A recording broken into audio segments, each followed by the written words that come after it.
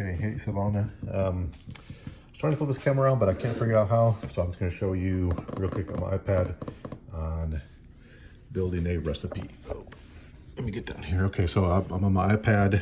So I have my Macros Plus here. That's mine today. So what we're going to do here first is go through recipes.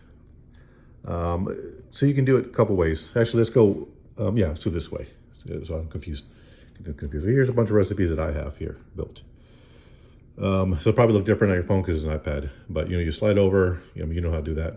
So let's go here, create a new recipe. And then here, you're enter the recipe name, whatever it is.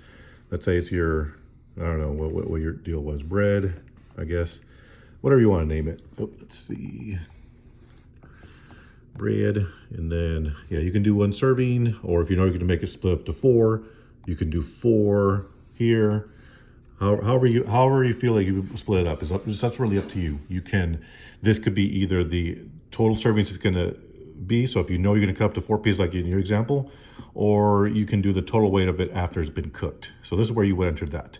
Or you can enter as 1 serving, and if you do split it up into 4 servings, then you'll use 0.25 when you log each one.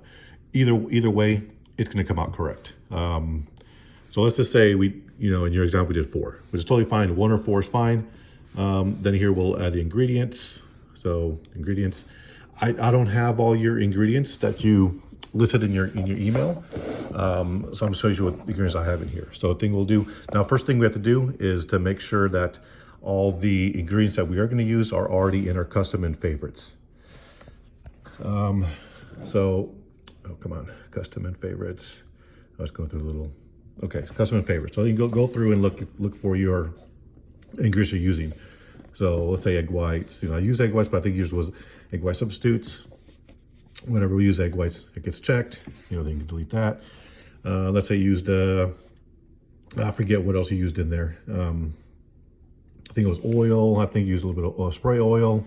Whatever you use, 1 gram or whatever. There's a check mark. And you just keep going through and find all your ingredients in your custom and favorites. Whatever you used. I don't know, maybe almond milk. I don't know, whatever you found that you went through and used ingredients. So once you go through and check all the ingredients you're going to use, you hit the check back button here. And there's all the ingredients that I've check marked. And then that's the way. So I know it's kind of big because of the iPad. But then you'll go through here and you'll like, okay, well, it was, whatever you saved it as. Maybe it was a cup or whatever, but in this case it's in grams.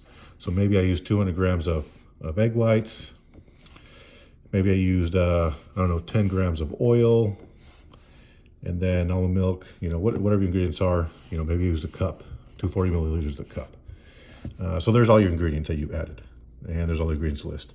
So now we can save it. So again, here, total servings. Again, you can do either 1, 4, or once you cook, this is all the raw weights here again.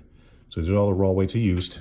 So then you can weigh them beforehand, cook everything, weigh the cooked product after. You can either put that in there. So maybe it all weighed, 200 grams, for example, when it was cooked. And then here we'll just put grams. That's one way to do it. Or we can do it the way we just had it. Servings. Serve. All right, and I got my Spanish keyboard up. Servings, and then 1 or 4. We'll just say 4 for this example. Well, let's do 1. Done. Okay, and then we save it. All right, so now it's saved. So now it's in our ingredients. So we saved it as bread, and there it is right here, bread. Go in there. Okay, so now we're gonna log it. So 1 serving was 200 calories. It just happened to come up the same calories you had, so I guess it kind of works out. But either way, if you cut them into 4 pieces, then for the servings, you'll put in there, and 1/4 of 1 is 0.25. Where's the point here? No, that's a gamma. 0.25. And there it is, 50 calories. So it automatically did it for you. And then you can just save it, and then it's saved. If we did log it as, so let's go and edit it. So that's how we saved it as 4 pieces. Done, update. So now, now it automatically did it for us already.